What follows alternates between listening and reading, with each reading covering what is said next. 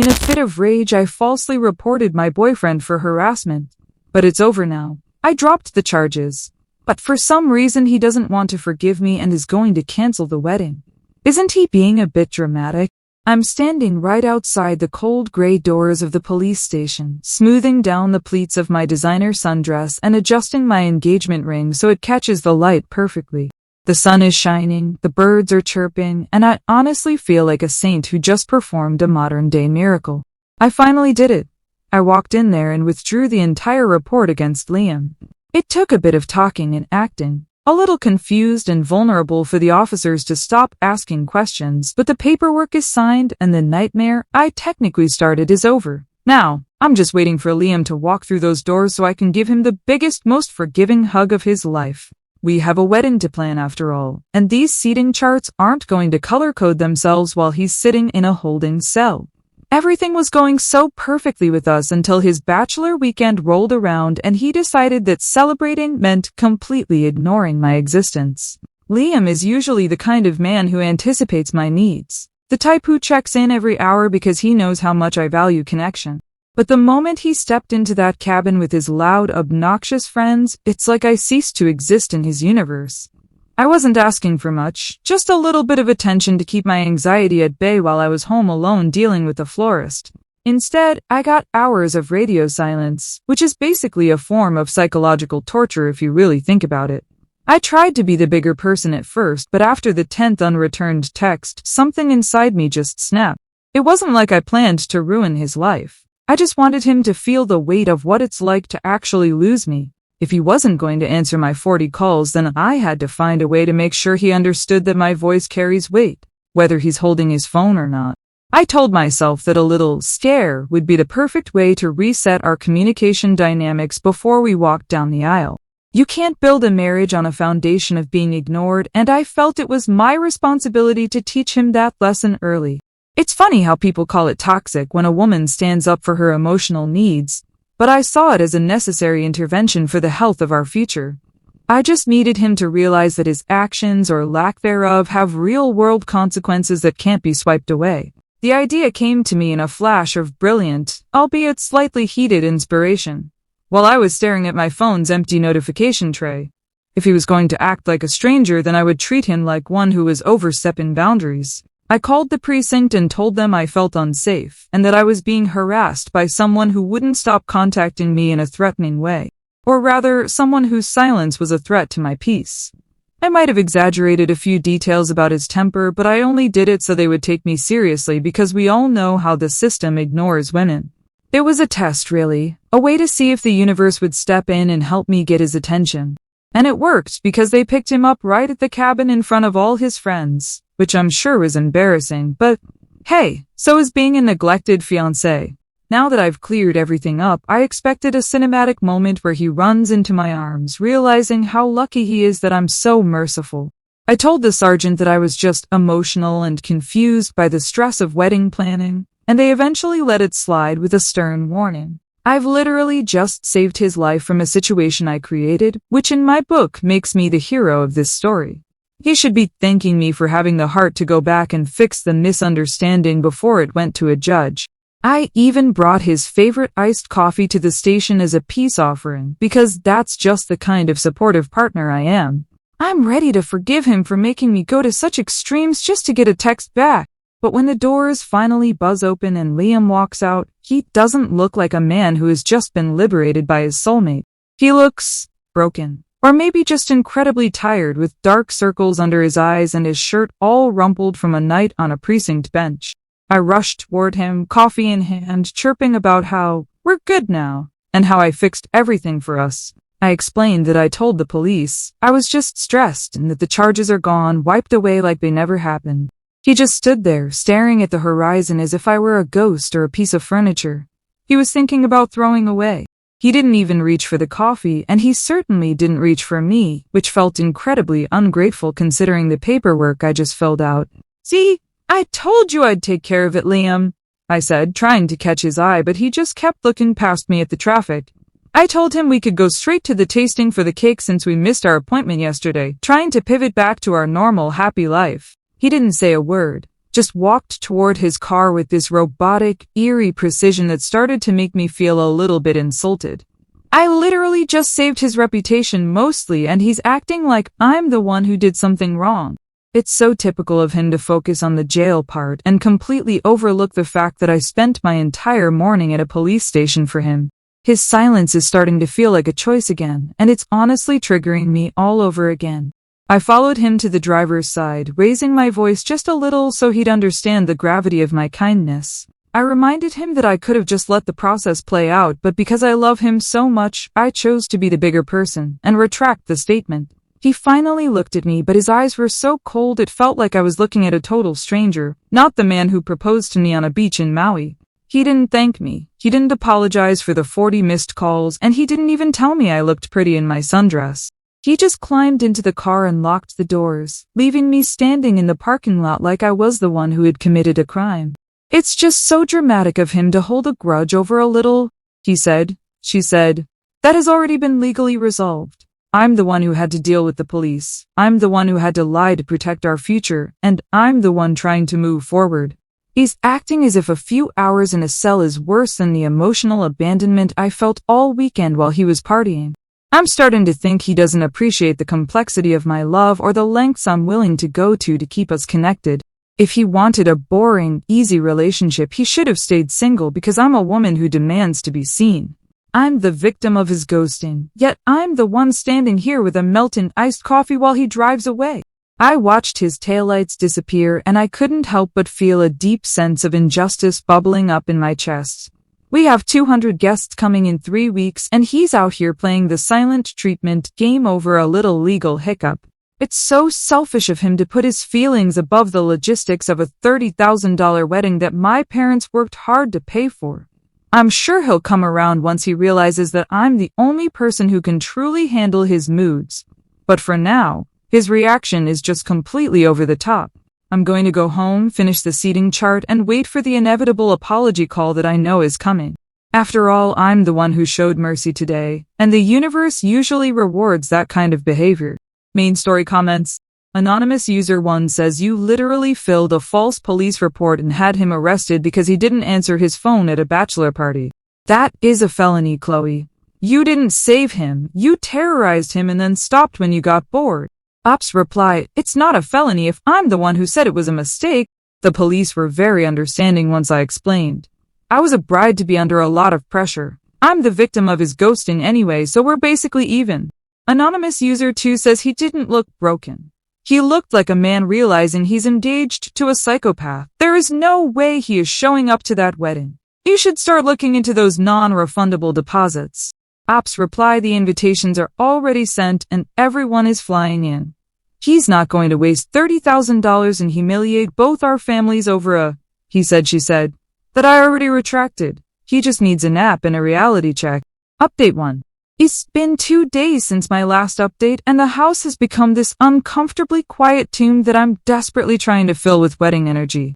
I've spent the last 48 hours sitting at the mahogany dining table, the rhythmic scritch-scratch of my pen sealing the gold-foiled invitations being the only sound in the room. I'm making sure every wax seal is perfect because I refuse to let Liam's little mood ruin the aesthetic of our big day. He's been in the bedroom for hours, but he's not sleeping or resting. He's packing a suitcase with this terrifying robotic precision. I keep following him into the room, leaning against the door frame and reminding him that the catering deposit is completely non-refundable and that the peonies have already been ordered. He acts like I'm speaking a foreign language, just folding his shirts and tucking them into his luggage without looking up once. I tried to be patient. I really did. But his coldness is starting to feel like a deliberate slap in the face after everything I've done to fix our situation. I told him, Liam, I was just teaching you a lesson about communication. If you had just answered your phone like a normal fiancé, I wouldn't have had to call the precinct in the first place. It's a very simple equation. His silence caused my reaction. So technically, he's the one who initiated this entire chain of events. He hasn't said a single word in response, not even a defense of his behavior, which is just so typical of his passive-aggressive nature. I even offered to let him pick the honeymoon destination anywhere in the world, even that hiking trip he wanted as a massive olive branch. He just looked at the suitcase, zipped it shut, and calmly informed me that he's going to stay with his parents for the foreseeable future. The audacity of him moving out when we have a wedding in less than a month is honestly staggering and shows a complete lack of maturity. I followed him to the front door, tripping over his heavy duffel bag, and reminded him that I already forgave him for making me report him. I have a very big heart, and I'm willing to move past the fact that his negligence forced me to walk into a police station and look like a crazy person. He didn't even flinch when I mentioned the forgiveness. He just gripped the handle of his bag and walked out to his car without a backward glance. I shouted after him that his mother is expecting to see us for brunch on Sunday, but he just drove off like he was escaping a burning building. It's so frustrating when people choose to be difficult just because they can't handle a little bit of high-stakes passion in a relationship. I went back inside and poured myself a glass of wine, staring at the pile of invitations and wondering why he's making this so unnecessarily complicated. I did the hard work of withdrawing the charges. I took the social hit of being that girl at the station, and yet, he's the one acting like the injured party. He's staying with his parents as if they're going to side with him once they hear that he ignored his fiancée for 3 days straight. I'm the one who stayed home. I'm the one who did the planning, and I'm the one who had to deal with the police because he couldn't be bothered to text. I'm okay. It's a classic case of a man avoiding accountability by focusing on the one thing I did instead of the 100 things he didn't do. I'm sure once he spends a night in his childhood bedroom, he'll realize how much better he has it here with me and my gold-foiled plans. I started texting his mom just to give her a heads up that Liam is being a bit dramatic and might need some soothing while he's there. I made sure to frame it as me being concerned for his mental health because clearly someone who walks away from a $30,000 wedding over a misunderstanding isn't thinking straight. She hasn't replied yet, but I'm sure she's just busy. Or perhaps Liam hasn't arrived there with his exaggerated version of the story yet. I'm not worried about the wedding being cancelled because Liam is a man of his word and he knows how much this means to our social standing. He's just having a little tantrum and I'm the only one with enough grace to wait it out while I finish these invitations. After all, the show must go on and I look far too good in ivory to let a little police report get in the way of my destiny. Update 1 comments.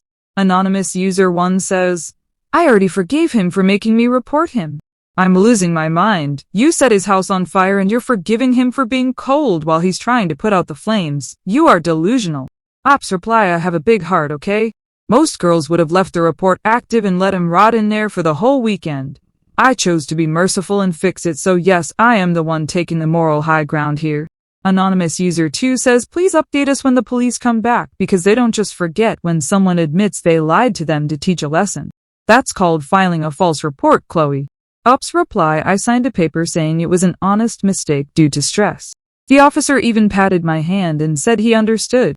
It's handled legally, so stop trying to scare me with your internet law degree. Update 2. It's been 5 days since my last update, and the silence in this house is finally starting to get to me, so I decided to take matters into my own hands. To speed up the healing process and prove to everyone that Liam is actually a good guy despite his recent behavior, I posted a very long, very emotional statement on Facebook. I spent hours crafting it, making sure I sounded like a tragic but noble figure who was willing to take the fall for our relationship's hiccup. I figured if I publicly martyred myself by saying, I let my wedding anxiety create a false narrative and I deeply regret accusing Liam, everyone would see how much I love him. I even used the hashtag #LoveHeals and tagged his entire family, including his cousins in Ohio, so there would be no doubt about his innocence. It was a brilliant move, really, because it completely clears his name while making me look like a girl boss who is brave enough to own her mistakes. I truly thought his parents would call me crying with relief, thanking me for being the one to publicly cleanse their son's reputation before the wedding. I imagined his mother calling me her daughter again, and Liam seeing the post and realizing that I am his biggest protector and advocate. Instead, I woke up to find that his father has actually blocked me, which is incredibly rude considering I'm practically his daughter-in-law. Even worse, his mom didn't call me to thank me. Instead, she sent a screenshot of my public confession to a family group chat that I'm no longer a part of. One of my bridesmaids, who is still in the chat, sent me a snap of it, and the caption his mom wrote was just one word: evidence. I don't understand how they can be so cynical when I'm clearly trying to protect our wedding's reputation from the rumors that Liam is a harasser. If people think he's a dangerous person, nobody will want to dance at the reception or toast to our future, so I'm literally doing this for us. I'm sacrificing my own dignity to make sure he can walk into that ballroom with his head held high, and yet his family is treating me like some kind of villain. I'm just trying to ensure that our $300 a plate dinner isn't ruined by awkward whispers about the arrest. My post got over 200 likes and plenty of stay strong comments from my friends, so clearly the public understands my heart better than Liam's own blood. It's so typical of people to take a gesture of transparency and try to twist it into something ugly and legalistic. I was being real, and in today's world, being real is apparently a crime if you don't do it with a lawyer standing over your shoulder. I tried to call Liam to explain the strategy behind the post, but it went straight to voicemail, and I'm starting to suspect he might have blocked me too. It's so childish to cut off communication when we have so many logistics to handle, like the final fitting for his tuxedo and the seating chart for his side of the family. I'm interpreting his need for space as him just being overwhelmed by the weight of my love and the grandness of my public apology. He's probably just embarrassed that he was so dramatic about the police station incident now that I've made it all okay on social media. I'm still moving forward with everything because I know that once the adrenaline wears off, he'll realize he has nowhere else to go. I've already sent out the rehearsal dinner invites, so he basically has to show up unless he wants to explain to everyone why he's a runaway groom over a Facebook post. I even started looking at honeymoon upgrades to surprise him with, thinking a private villa might be just what we need to move past this incident. I'm convinced that once we're on a beach with a drink in our hands, he'll laugh about the time I almost had him indicted. It'll be one of those crazy couple stories we tell at dinner parties 10 years from now to show how passionate we were in our youth. I just need him to stop listening to his mother, who is clearly projecting her own bitterness onto our beautiful, slightly chaotic love story. She's always been a bit jealous of the attention Liam gives me, so it doesn't surprise me that she's trying to turn a love post into evidence of something nefarious. I'm just going to keep being the light in this relationship even if everyone else is trying to turn the lights out on us. Update 2 comments. Anonymous user 1 says you didn't martyr yourself, you just handed his family a signed digital confession of a crime. They aren't cynical, they're building a case to keep you far away from their son.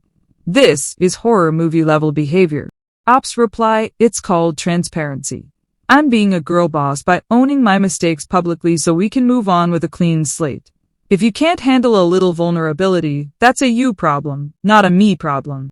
Anonymous user 2 says, has Liam actually spoken to you? Like, has he used his words to say, I am still marrying you? Because it sounds like he's gone. Ops reply, he hasn't used the word cancelled. He just said, get away from me the last time I saw him. I'm interpreting that as he needs space for his suit fitting and doesn't want me to see his tuxedo before the big day. Men are very superstitious about that stuff. Update 3.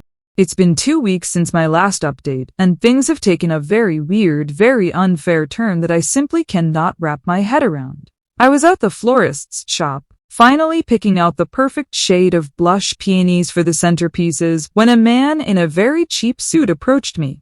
I honestly thought he was a fan of my honesty posts on Facebook, or maybe someone who recognized me from my influencer-style wedding countdown. I put on my best approachable bride smile, ready to receive a compliment on my ring or my hair, but he didn't ask for a selfie. Instead, he handed me a thick envelope and told me I'd been served, which is something that only happens in bad legal dramas, not to people like me.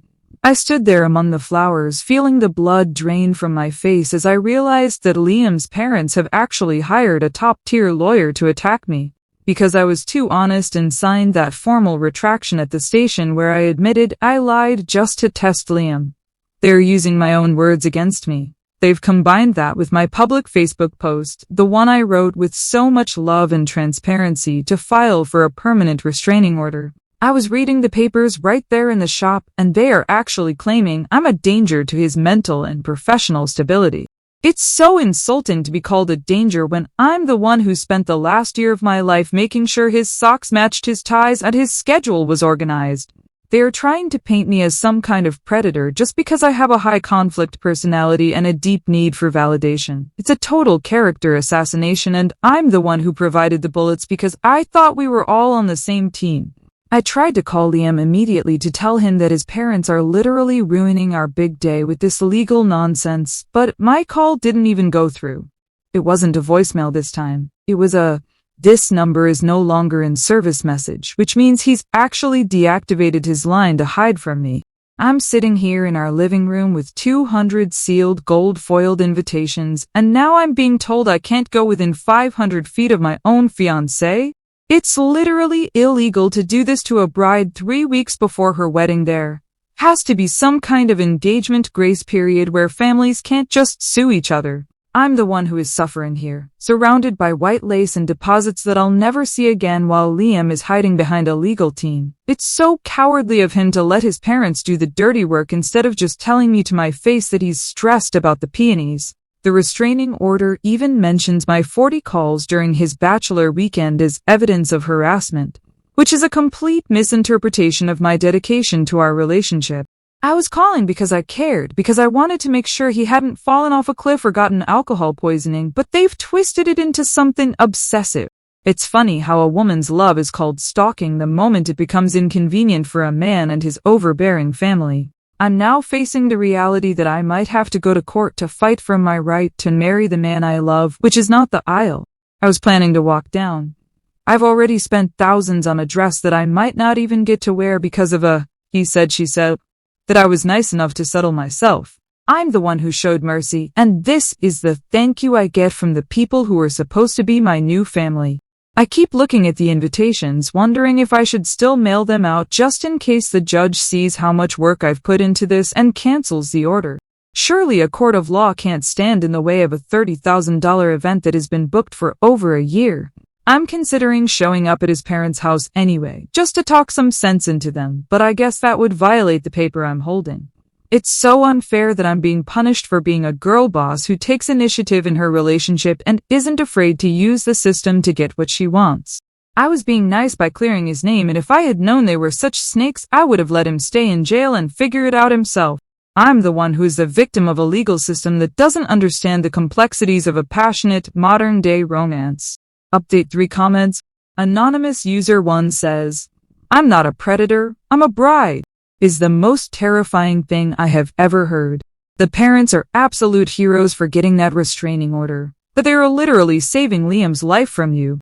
Ops reply, "I'm not a predator. The wedding is in 3 weeks and this is literally illegal to do to a bride. You can't just restrain someone out of a marriage contract. That's not how the law works for people in love."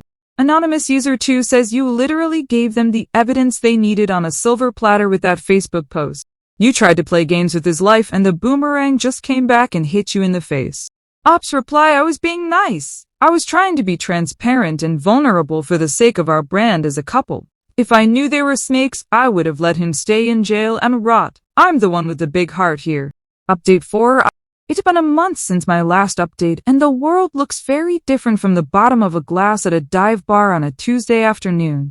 Yesterday was supposed to be my wedding day, the day I had been dreaming about since I was 6 years old, but instead of walking down a floral-lined aisle, I was sitting on my couch, watching reruns. I spent the afternoon at this bar still wearing my bride-to-be sash because I paid $60 for it on Etsy, and I'm going to get my money's worth, even if people are giving me pitying looks. The boomerang I threw didn't just come back. It hit me so hard I can't even breathe.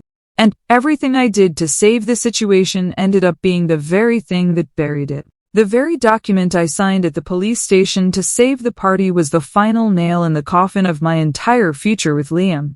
The hearing for the restraining order was a complete disaster, and I didn't even get to see Liam because he didn't even bother to show up. He sent his high-priced lawyer instead.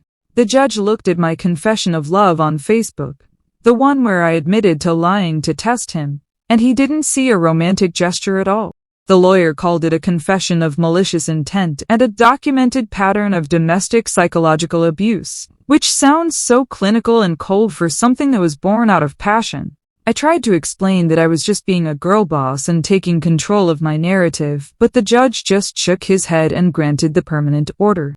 I'm now legally prohibited from contacting the man I was supposed to grow old with, all because I tried to teach him a lesson about answering his phone. Liam's lawyer told the court that Liam has actually moved to another state to start over, and he's changed his number and his job just to get away from me. He didn't even leave a note or a message. He just vanished into the witness protection version of a breakup, leaving me with all the debt and the shame. My parents are absolutely furious and are making me pay them back for the catering in the venue because they feel humiliated in front of all our friends. I have 200 gold foiled envelopes sitting in the bottom of a trash can and a legal record that officially labels me as a liar and a harasser. I'm the one who has to live with the crazy X label for the rest of my life, while Liam gets to be the poor victim who escaped a monster. It's so incredibly unfair that one fit of rage and a few tests of love can completely dismantle a person's entire life while the person who caused the stress gets off scot-free. All I ever wanted was a perfect wedding, a beautiful aesthetic, and a boyfriend who had the common decency to answer his phone when I called him 40 times. Is that really too much to ask for in a partner? Just a little bit of basic respect and attention? Now I'm sitting here in a sash that feels like a noose, realizing that my mercy was my downfall and my honesty was my conviction. I'm a bride without a groom, a planner without a party, and a woman whose only crime was loving someone too loudly for the legal system to handle. I hope Liam is happy in whatever state he's in, knowing that he destroyed a woman's dream just because he couldn't handle a little bit of drama.